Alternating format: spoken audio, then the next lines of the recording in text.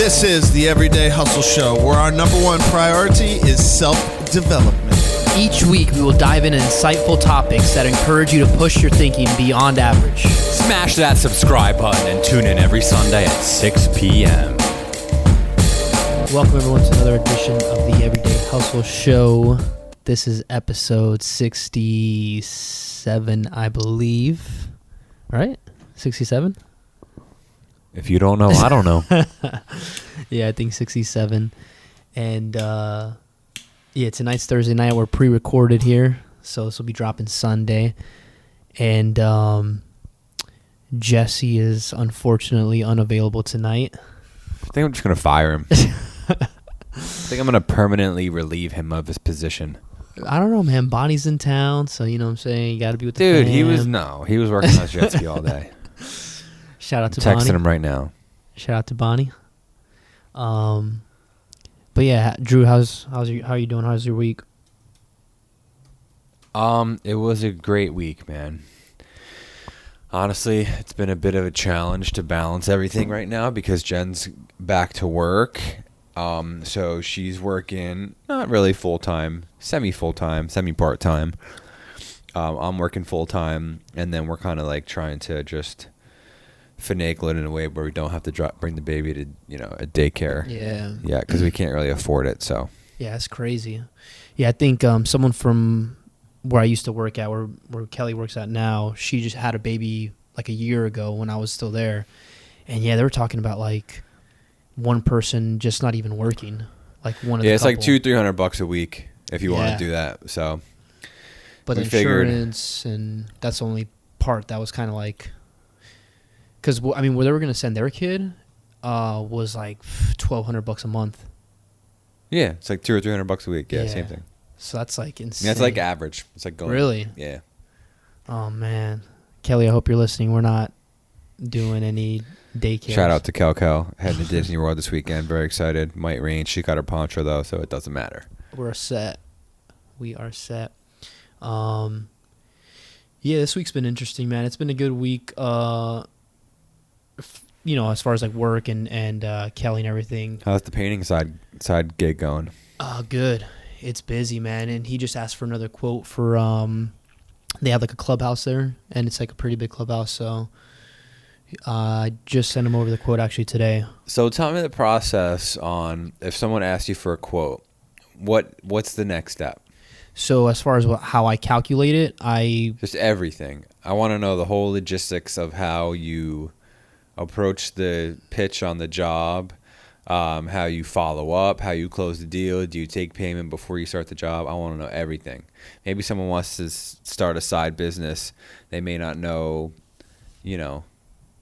how to do it. Yeah, because when I started the photography stuff, it's like I didn't know that you could ask for half the money up front before you start the job. That's like industry standard. Like no one's coming out to shoot you to film you unless they get half the money. Yeah, that makes sense. So tell me about your and then I'll talk a little bit about mine, and we can kind of compare and see maybe someone can get something out of it. Yeah. No, it makes sense. Google is your friend, 100%. I literally had to research, and luckily I found an article that basically literally broke down everything for painting, from prep to cutting in to rolling to cleanup, and they broke it down to where you can factor every single inch.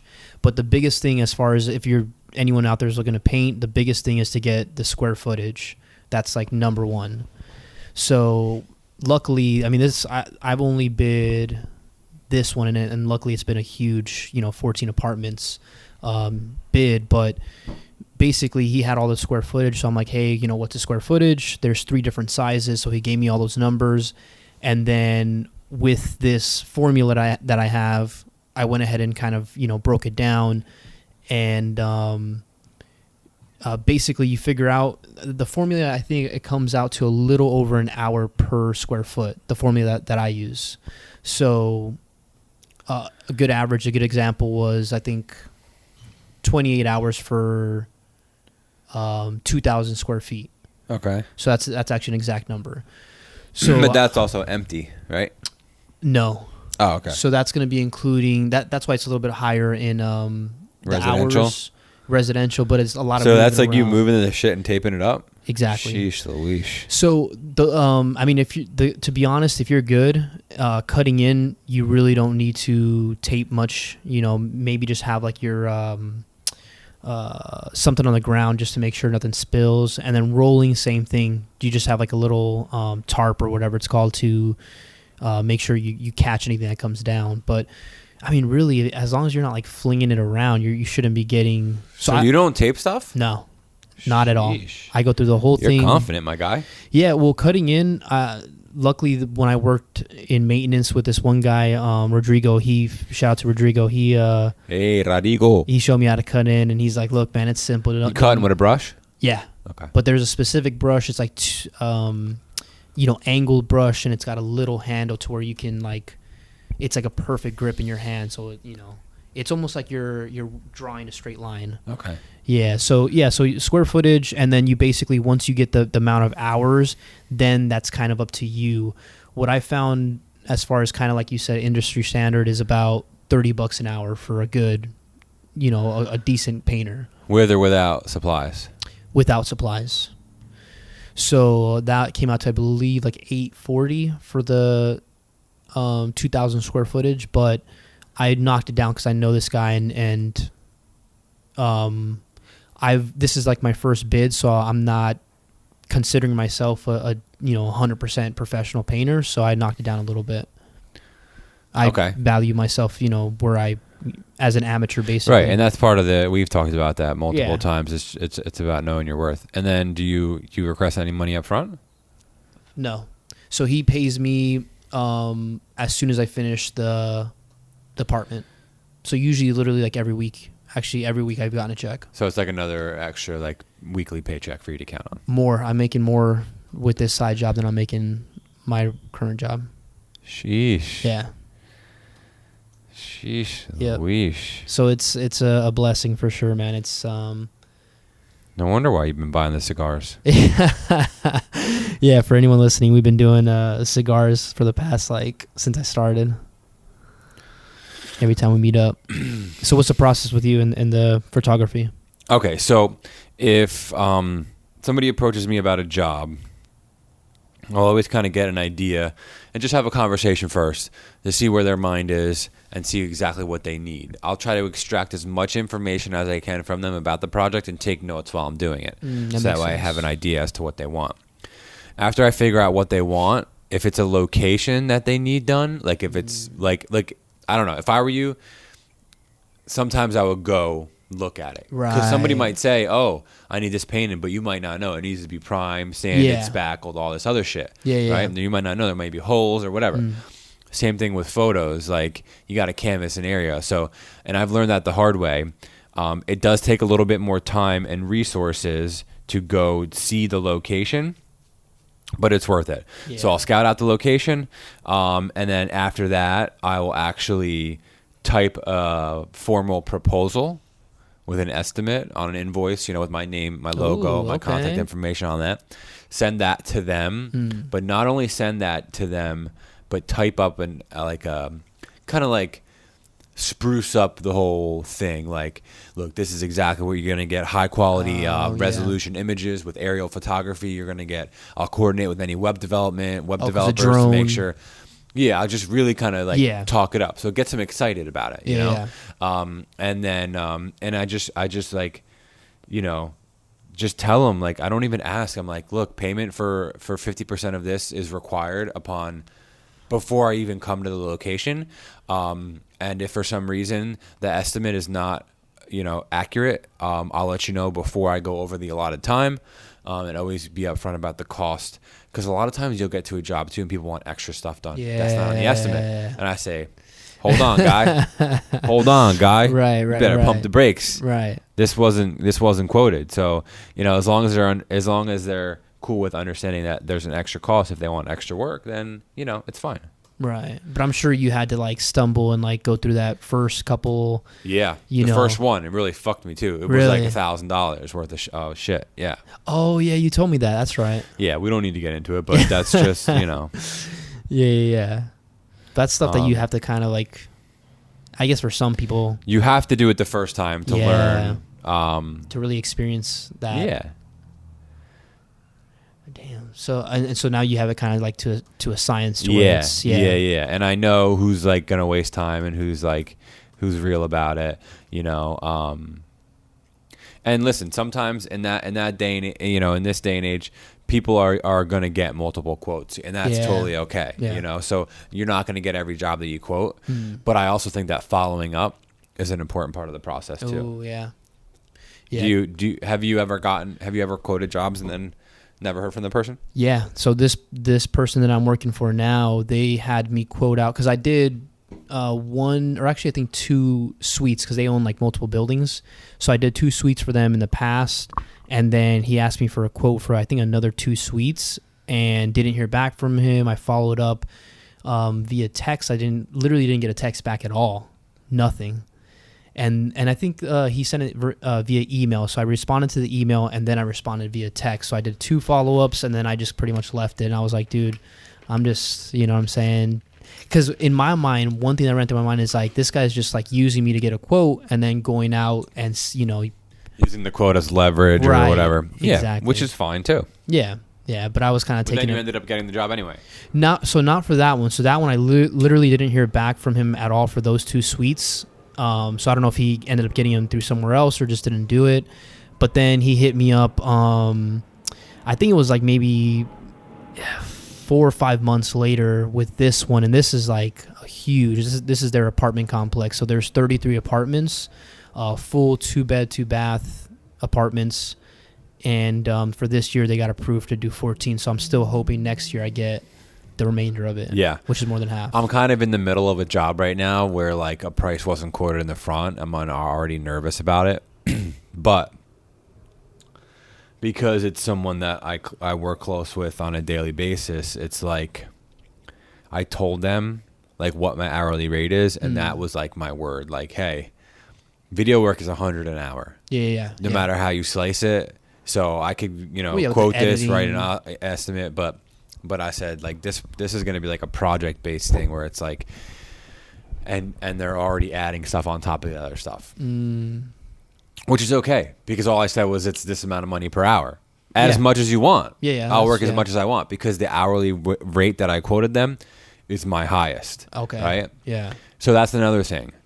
Time and money are 2 things that are, you have to take those in. If I was sitting around and I had no job and I had no money, I'd be much hungrier, and I would value my time at a lower level. Yeah. Right. I'd say, okay, I work for $25 an hour. Right. Which is still really good. Right.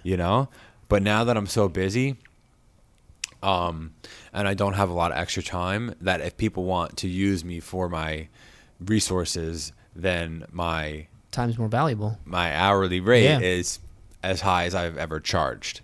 No, that makes sense. And because, and it's also like, it's like they see my work and they approach me for wanting stuff done. So it's like, that's the best scenario, because you have the upper hand. The ball is in your court. And if they also, like, even though, see, this is crazy too. I'm charging the most that I've ever charged, but I know that they're still going to get a really good value, a really good finished product, a really professional looking end result, that if they got it somewhere else, it would be tens of thousands probably. Yeah. So that's another thing to think about. And I'm sure anyone in a trade could do the same thing. Like, I worked with a plumber, who was charging me $65 an hour. And I'm like, fuck, man, like, that's a lot of money. But dude, that's cheap. You know what I'm saying? Like, and I just went and bought the supplies, and like he that's what he charged me. And I'm thinking like, oh, $65 an hour. Like, I charge way more than that. Yeah. For what I do, but it's like, it just boils down to what you know. Yeah, and also I think for you too, it's like, okay, so if you're charging 100 versus you charging 25, for, let's just use it as an example, I would feel like you'd probably put more effort into the $100, Yeah, oh fuck these people. They're only paying me $25 an hour Exactly, anyway, yeah. so I'm also just doing it on my cell phone. Right. I mean, obviously not to that extent, but like I'm sure when you're, not only when you raise the price, not only are you gonna want to work on it more, but I'm sure it raises your confidence. You feel more like, just more official in terms of, charging. Yeah, a lot of the stuff that I've done, like this video project, it has me interacting with a lot of people, right? So that's kind of the most challenging part of the job, and any video job that I've done so far hasn't been like directly with people. And the thing is like it's for someone's business, but we're using their customers as part of the video. So I have to interact with the customers to make their video for the business. Right. And some people don't want to do that, and some people aren't good in front of a camera. Some people get nervous. They don't. So you have to like direct everything. I'm the cinematographer, director. Dude, I think you should charge more. Fucking Steven Spielberg over here. You know what I'm saying? I think you should charge more if you're doing all that. Yeah, I gotta do like testimonials and shit, like full, everything. Yeah. So that's probably a good experience. So I'm sure for. Yeah, it's gonna be fun. Some people are easy to work with. That's another thing.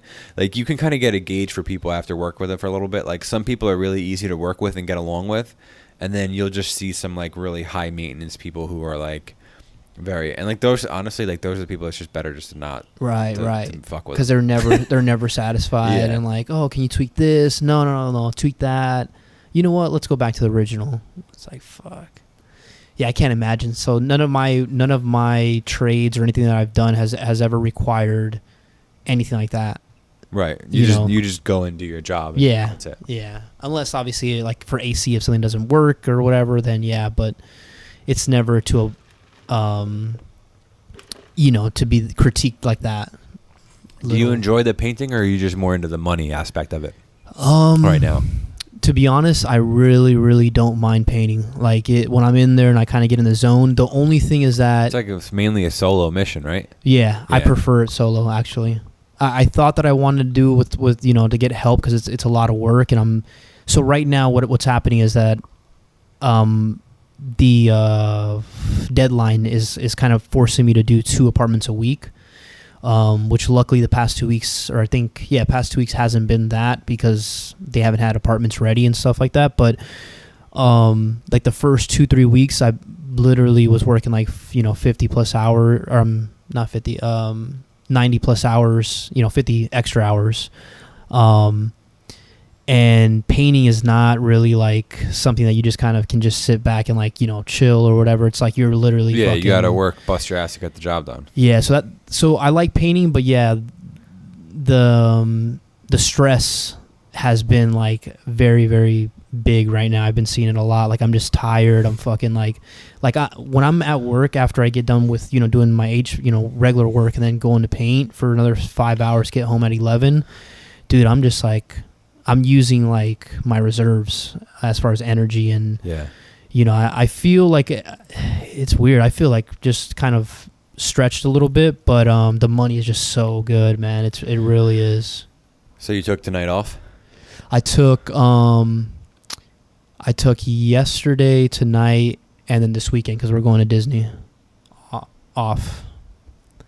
Yeah. But you still got to work from 7 to 4, whatever it is. Yeah.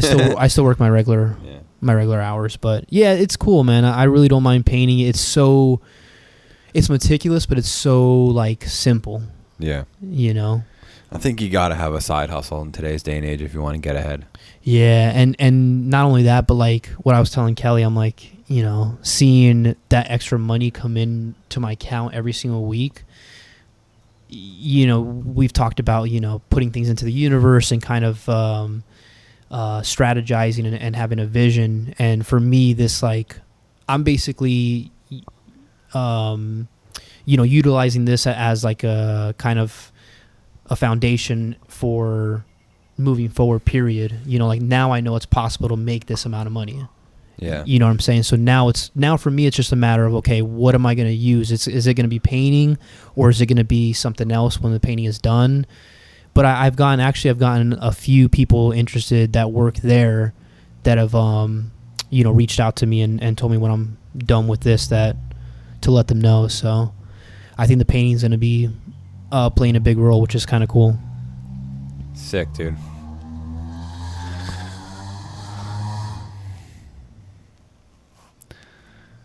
Damn, that was a ricer.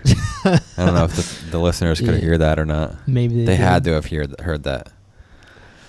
That was like a Civic with a fart can muffler. You ever have one of those? Nah, I had a Honda Civic, but nothing. No, I didn't do shit to it. It was like a hand-me-down. All right, let's talk about this. What's raining? Shout out to Space Turkey. Yo, Space My guy, Space Turkey. He don't listen to the podcast.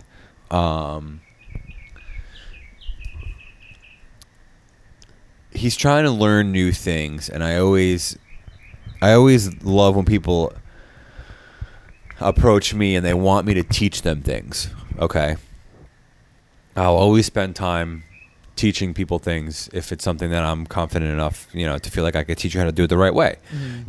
And he just wanted help with a little project on, organizing some photos, editing, exporting it, getting them to the person that he took them for, and all this stuff. But like, when you don't know something or you're trying to learn something new, how do you figure it out? For myself? Yeah. So, and that's kind of interesting because, like, you can ask Kelly. I get really excited really quick in a lot of stuff. And especially this year, it's been like a goal of mine to learn or I'm sorry, to try new things. So, for example, I ran a 5K, my first 5K, I think in February. So, I mean, realistically, to boil it down, it really is just a matter of Googling, YouTubing. Same with, I bought the juicer off of you last Thursday. I want to start, getting into juicing and adding greens and shit.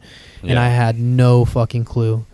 So I literally went to YouTube. I went to Google. I watched some dude chop up fucking. I wanted to make sure I was chopping it up the right way because, of course, that's just the way I am. But dude, I still watch hours about juicing videos. Yeah. So I mean, really, it's so easy nowadays, man. It really is so easy to learn new shit. It's just a matter of like, for me, because I get so interested in so many things, it's hard for me, and I like that's something that I've been also trying to like be aware of is to just try and focus on like certain things and not get overwhelmed because it gets easy for me to.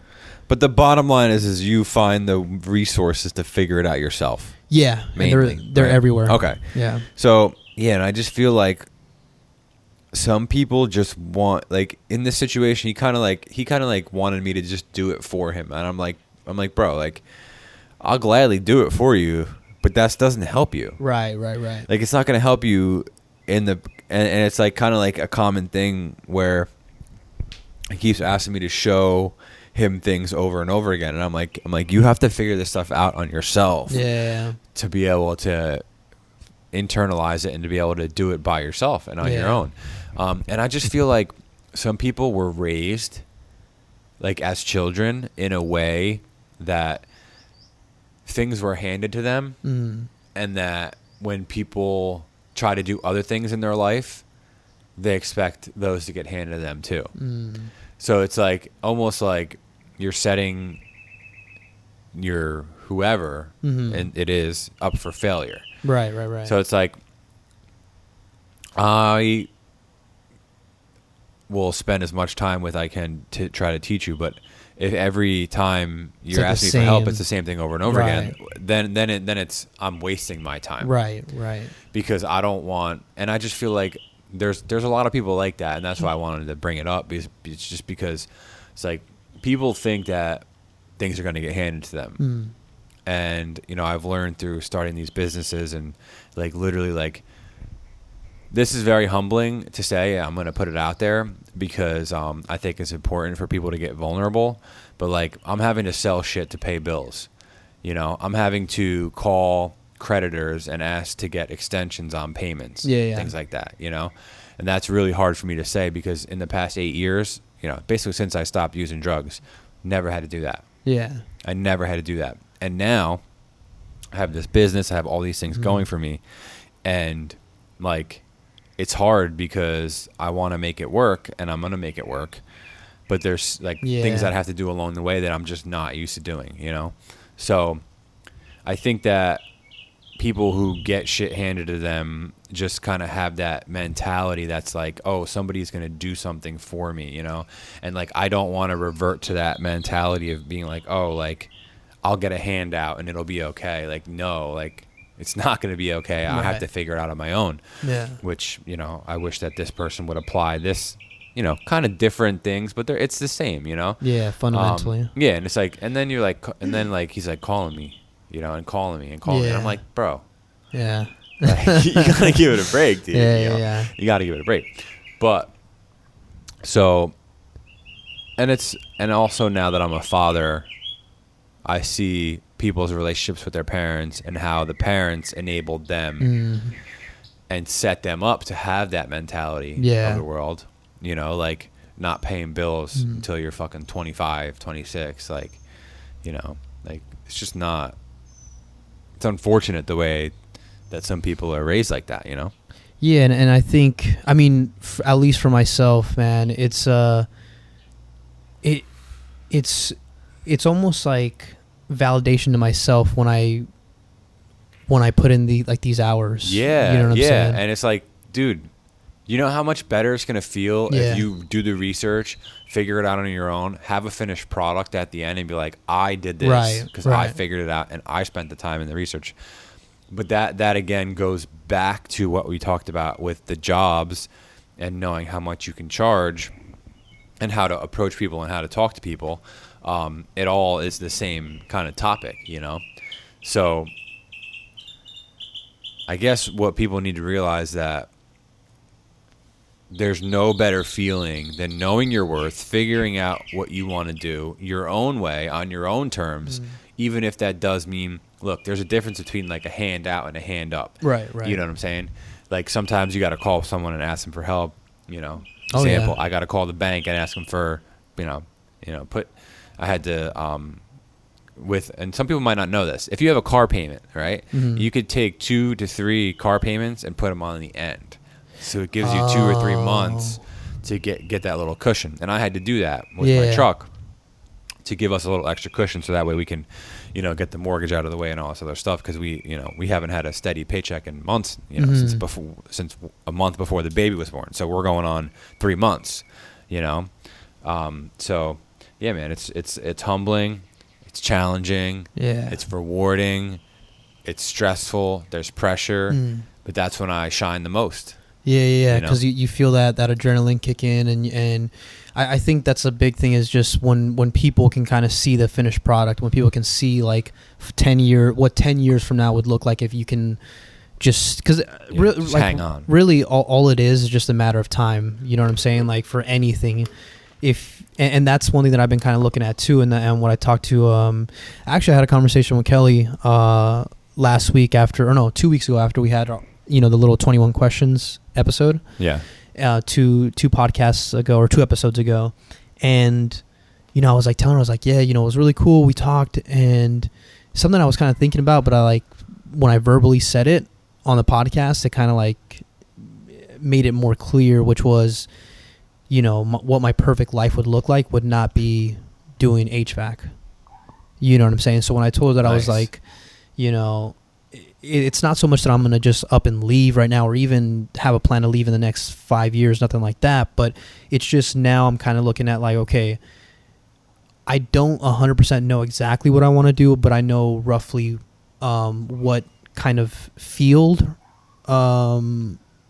relatively like what I would want to kind of get into. So now it's like for myself, I'm starting to think about what traits would allow me to get a job like that. So, so if I want to do marketing or if I want to be involved with a nonprofit in some way, what would they need? A marketing person, financial person, someone that can do events. So now I'm starting to think like, maybe I should get into like, for people that, already know we're in recovery. So I go to, I'm GSR, maybe I can get into something where I can start doing events. Yeah. So stuff like that. Like I'm just starting to like think a little bit more about not necessarily not like I need to figure out what I want to do now, but just have an idea of roughly what I want to do and start building skills that would get me there. It's amazing, dude. Yeah, so it's cool, man. It's exciting. I'm like, just trying to figure it out. And another big thing this week, man, rest in peace to Nipsey Hussle.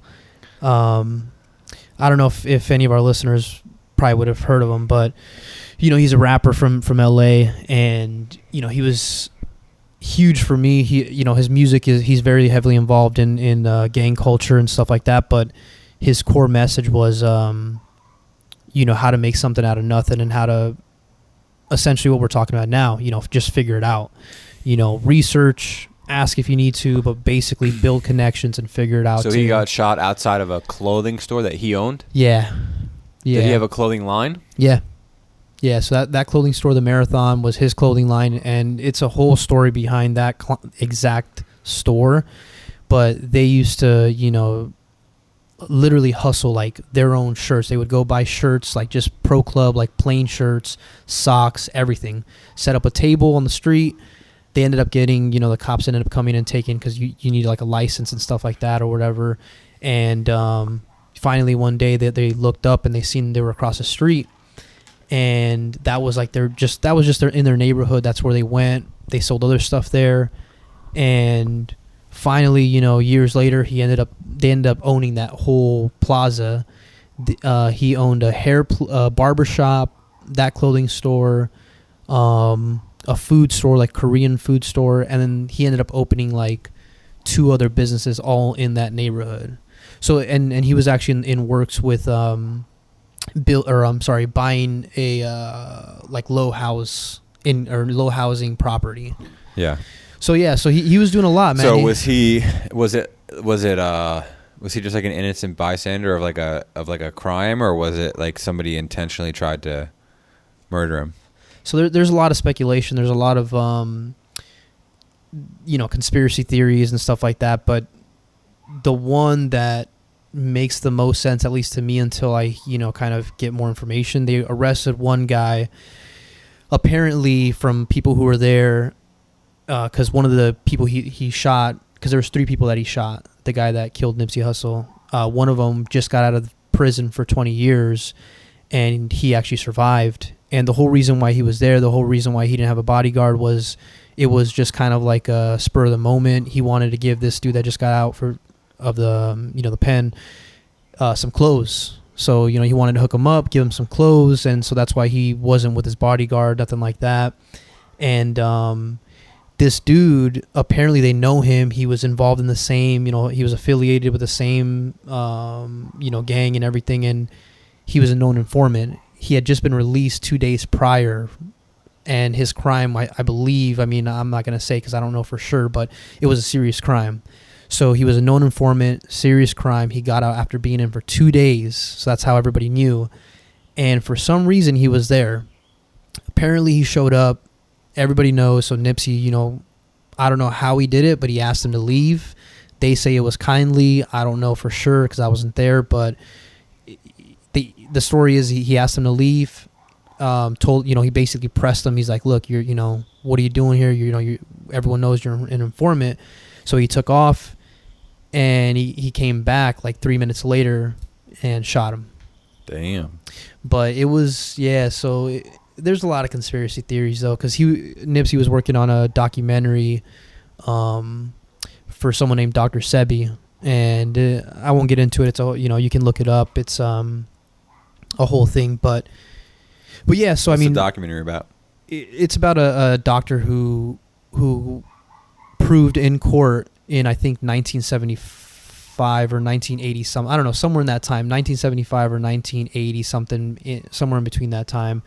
He proved in court that he could cure AIDS, cancer, literally all of, like, diabetes, all of these. He was a holistic doctor. And he was putting ads out in the paper saying that he could cure AIDS and all this, and contact him. So they ended up, they arrested him for practicing without a license and making false ad claims.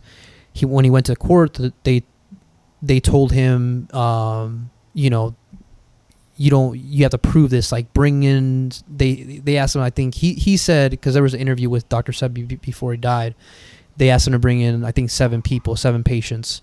He ended up bringing in 77 patients with not only their testimony, but with doctor like actual proof, you know, files like blood tests, everything. One showing them before, you know, the fact that they had this disease, and then one after, when they got it all cleared. So he ended up showing all of this evidence, and he ended up beating the case not only once but twice. So I guess, I mean, I never heard of him. Nipsey did mention him in one of his songs a while back, and mentioned that he was working on it for about a year. So people are saying that this dude, you know, he's a known informant. He had just gotten out for, you know, 2 days after, and people are saying that the government basically set it up, which I can't see it, because the whole idea of cutting a deal would be for you to, you know, go scot-free. So if that's the case, this dude is like wanted by, not only, you know, Nipsey was loved by rival gangs, like people in rival gangs, you know, respected him. I don't want to say love, but respected him. So, you know, because, you know, everybody, like if you have any knowledge of gang culture, like down there, it's hard to gain respect like that.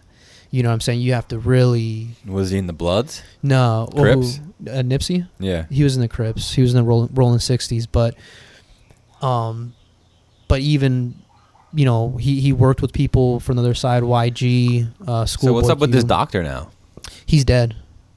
So he died a while back. He was in Honduras. I don't know the exact story, but in Honduras, in a U.S. owned or U.S. ran facility, and he died in there. So people, again, another conspiracy, people were saying that the government killed him, and you know. So I don't want to speculate. I don't know that for sure. All I know is that he, you know, Nipsey was like really doing what he could, and really like he ended up opening up another business that was called Vector 90, and it's basically they held workshops there. They held, you know, business planning and ethics and stuff like that, and technology based classes. And so yeah, man, it's just been tough, man, because I've listened to him. I've used him at, you know, for inspiration for years, and it's just kind of like, you know, it's been like mourning, you know what I'm saying? Yeah. So All right, let's take a moment of silence for Nipsey.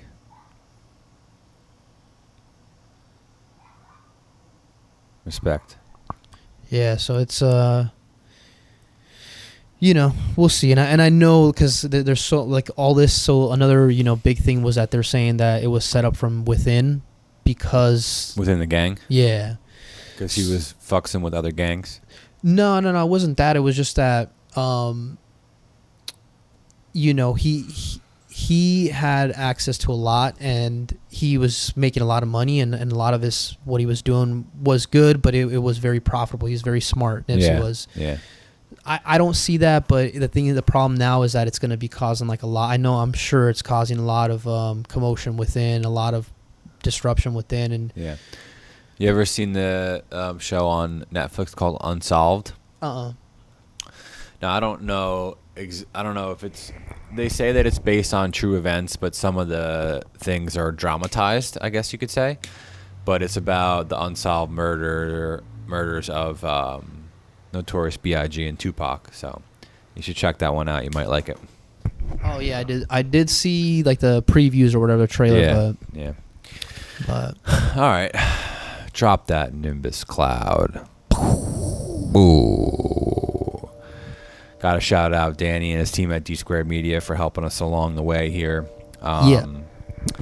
Anybody who needs any work done from them is going to receive 10% off with the code EDH. Web design, logo design, business branding, print work. You can check out our website, which is done by them, theeverydayhustleshow.com. You can check out my website, which was done by him, andrewnyes.com. Head over to the shop section of that website if you want to grab a t-shirt or a hat to show some support for the podcast. You can do that there. And we appreciate everyone for listening.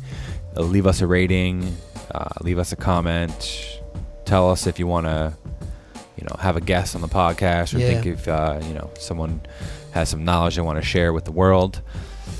We're trying to put it out there. So thanks everyone for listening, and we'll see you next week. Yeah.